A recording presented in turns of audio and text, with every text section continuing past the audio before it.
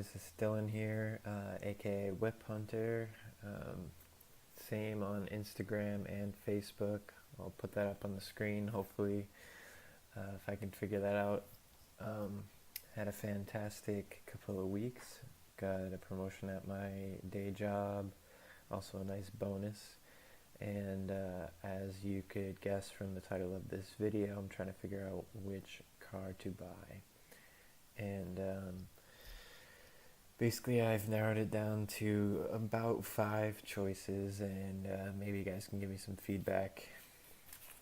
And so the first car that for a while was pretty much dead set that I was going to get one of these, just because it seemed to be in my price range, and it's a brand that I love, which is Nissan. And maybe I should talk a little bit first about cars I've already owned. Not too many. I'm only 24 years old, but my first car was a Chevy Cavalier, and two-door 2002 was an absolute piece of garbage. Then I ended up getting a brand new, at the time, it was a 2014 Scion TC 10th anniversary edition, and it was fun. It was a 6-speed manual. I really enjoyed it. I thought the car looked great, but as I got kind of more into cars, I realized that a Scion TC wasn't going to be kind of enthusiast enough, if that makes sense. Anyways, I ended up getting a project car. It was a 1990 Nissan Z32, 300ZX, fairly DZ, whatever you want to call it, and just kind of sat around for a long time, but I really love that car, and I love the brand, and that brings us back to the first car on my list, which it was a Nissan Sil 80. And for those of you who don't know what that is, I'm going to throw a picture up, and you might say like, oh, that's just a Silvia, but wait, you look at the back and you realize it's a 180. And so the reason that they call it a Sil 80 is always because it's half and half.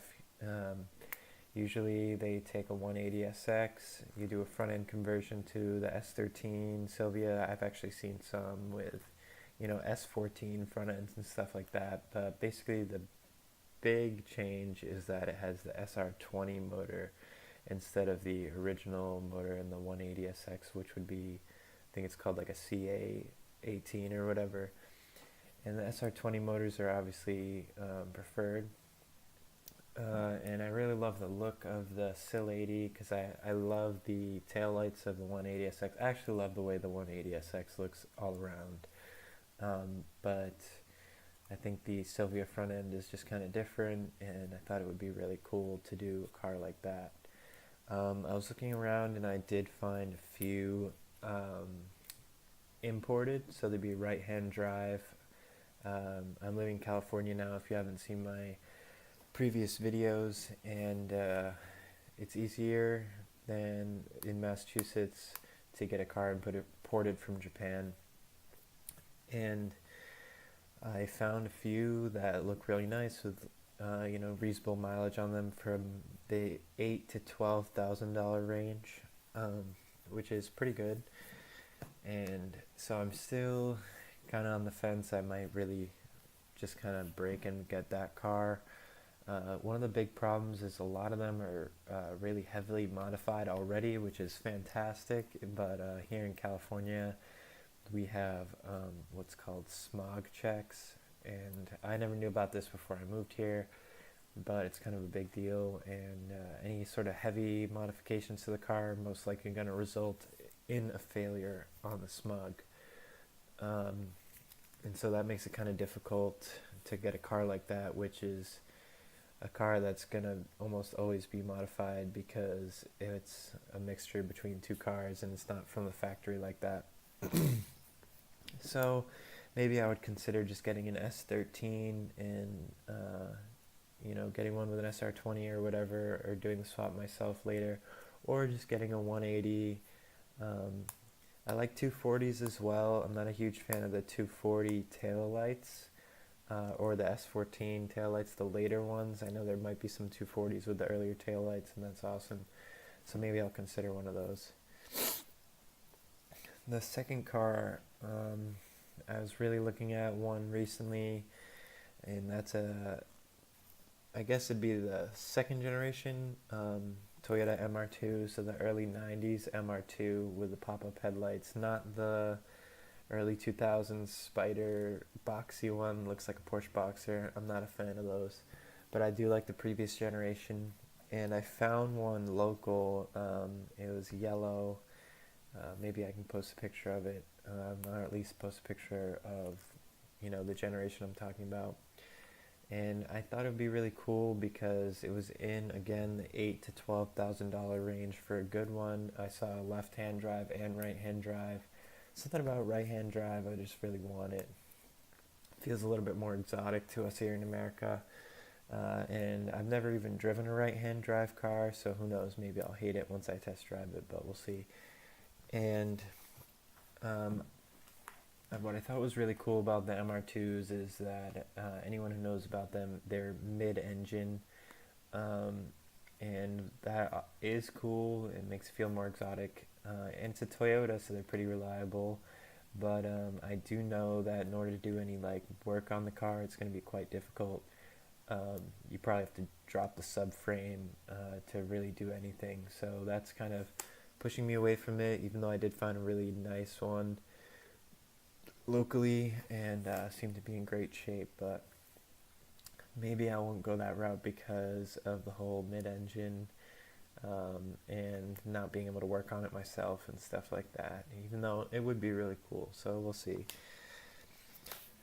The third car I have on my list is kind of different. I mean, if you're one of my friends, you know I've always been into Japanese cars, and like I said, I'm a huge fan of Nissan. I've owned Toyotas in the past, well, Scion, but basically Toyota. And this car is an enthusiast car, but some people might kind of be like, oh, that's so basic, and that is a Corvette C5. I did have the opportunity to drive one recently, and I can tell you they're a lot of fun. I was considering it because you can find a good one in the 10 to 15 range, $10,000 to $15,000 for a really nice one. Maybe lightly modified and or stock. I don't really care. But they're just a lot of fun. It's a lot of power, easy. The engines are super reliable. They're easy to work on. And honestly, I hated Corvettes growing up. I'm not sure why, but I've grown to like them a lot more. And I think that a C5 would be a really fun enthusiast car and less headaches compared to a turbo car like a Silvia or a rear engine or mid-engine car like an MR2.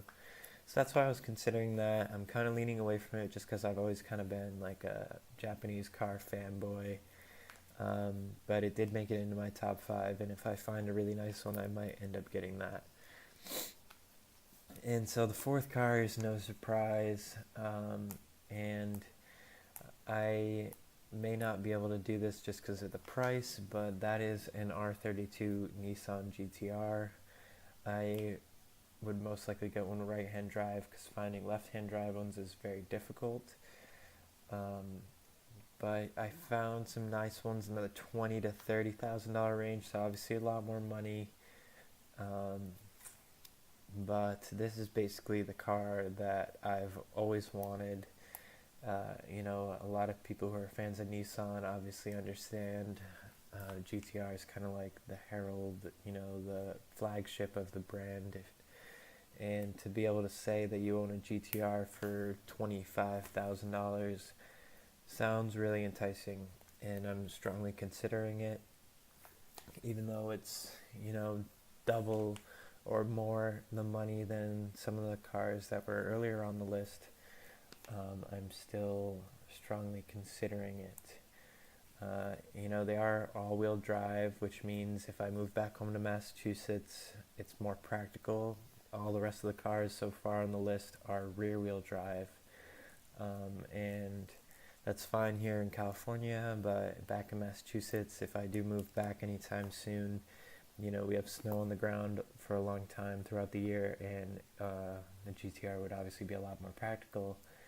Plus, it'd be cooler and faster. And I know that the Tesla all-wheel drive system can be a little bit finicky in the rear-wheel steering, and it makes me nervous. But at the same time, I really, really want a GTR, and I might get it just because it's a GTR and kind of ignore the fact that it's so expensive. But the last car on my list is also pretty expensive, and that is a Subaru WRX STI, or an Impreza STI, whatever you want to call it. I've always been a huge fan of these cars. We, back in Massachusetts, have a saying, winter's coming, get a Subi, and that's because they're so amazing in the snow. But they're also fast. I know they're not the easiest engines to work on, but they are pretty reliable for the most part. If I was going to get an STI, it would be an earlier one, so like an 02 to 07. I'm not really a huge fan of the newer cars. They are beautiful, but they're just a little bit too big for me, I think. A buddy of mine's got an 02 WRX, I love it. Another friend of mine's got a 07, I love it. Ideally, I want the 04, 05, they call it a blob eye.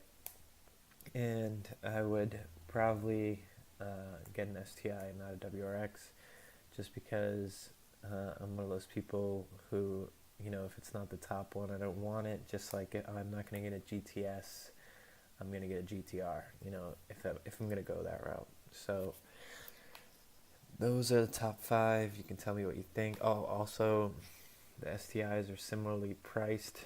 They're actually surprisingly expensive.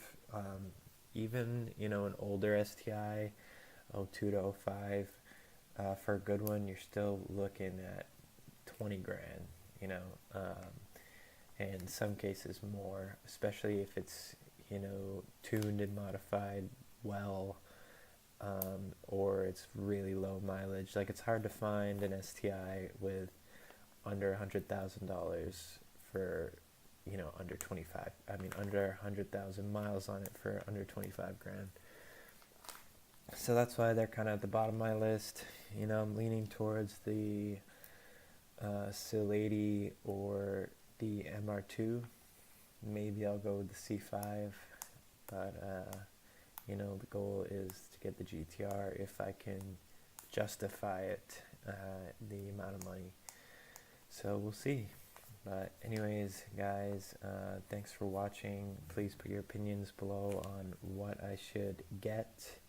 I'm going to be picking and buying a car, I'd say within the next month.